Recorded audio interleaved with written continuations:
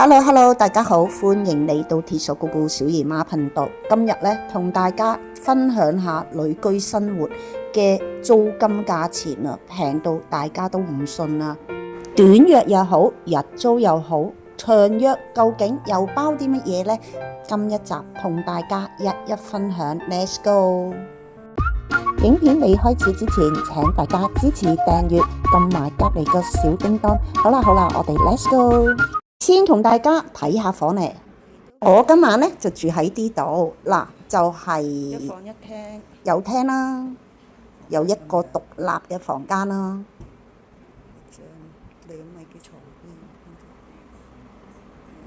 另外咧，仲有一個洗手間嘅。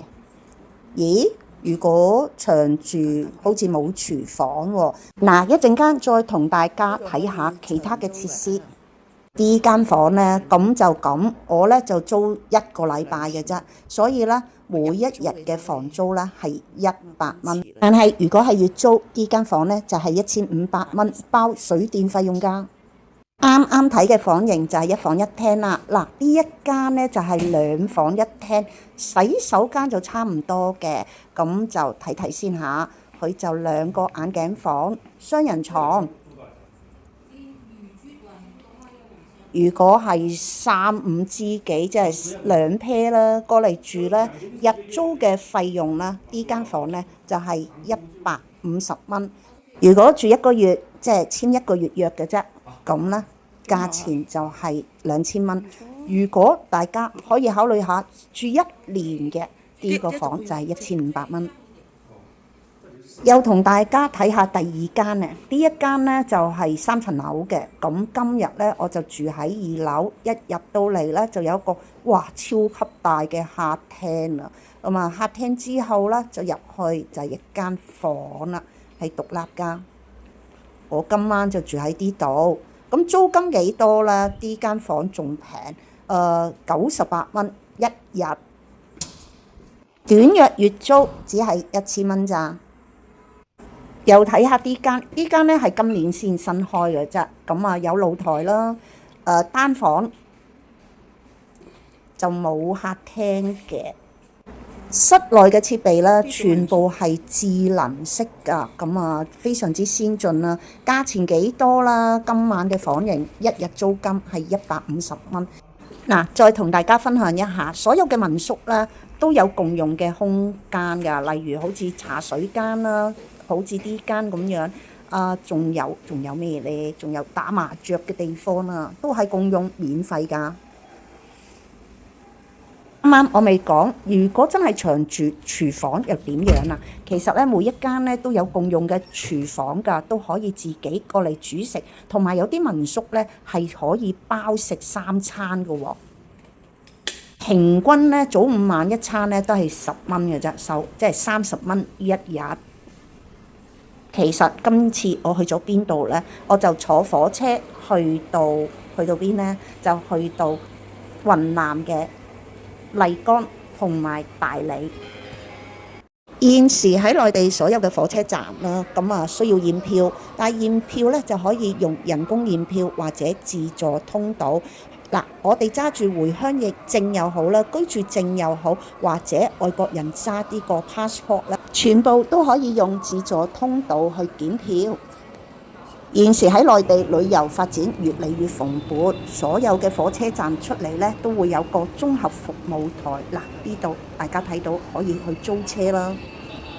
講返租住嘅地方啦，嗱，我今次就去咗雲南嘅麗江同埋大理。其實呢，喺呢邊呢好多嘅小區啦，我叫做小區啦，都有好多出租房。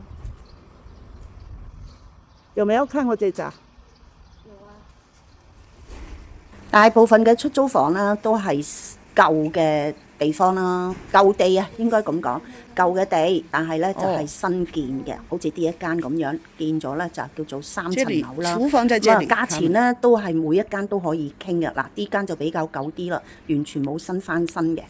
有啲朋友仔呢都幾中意住啲古城區嘅，咁但係呢，佢哋又想自己建喎。嗱，好似呢塊地呢就係宅基地，租咗塊地之後呢，就自己可以起民宿啦。其實啲區近邊度咧？就係麗江嘅束河古城附近。行過去束河古城咧，就大概10分鐘就可以到噶啦。咁啊，束河古城後邊咧，其實所有古城附近啦，都好多啲類型嘅民宿。另類玩法又可以租宅基地去建民宿，做下生意又得。有啲朋友仔睇過我視頻都知道，我鐵索中意去雲南。除咗喺附近好多旅遊嘅景點之外啦，其實喺雲南呢個地方真係文化氣息非常之濃厚㗎。今一期我就去學古琴。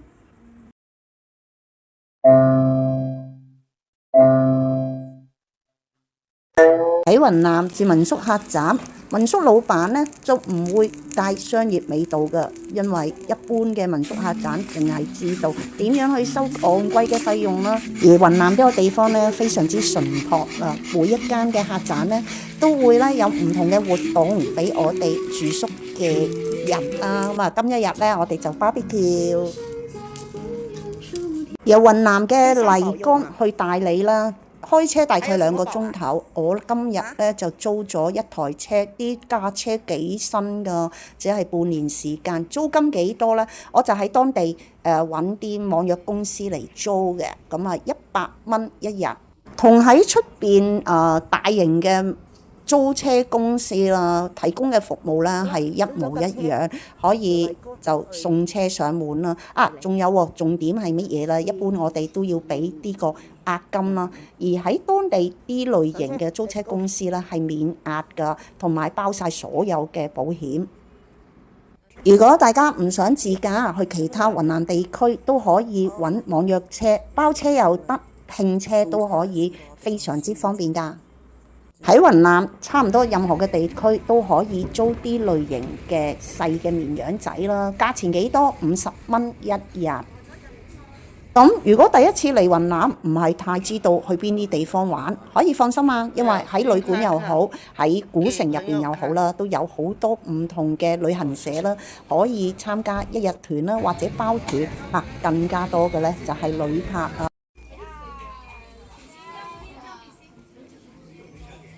雲南呢個地方呢，就有彩雲之南嘅稱譽啦。今一期呢，我嚟呢度啦，就係連續幾日都落雨啊，所以呢天氣呢就好似麻麻地。但係大家都睇到個天好藍好藍啊！好啦，今日嘅分享嚟到呢度，我哋下一輯再見，拜拜。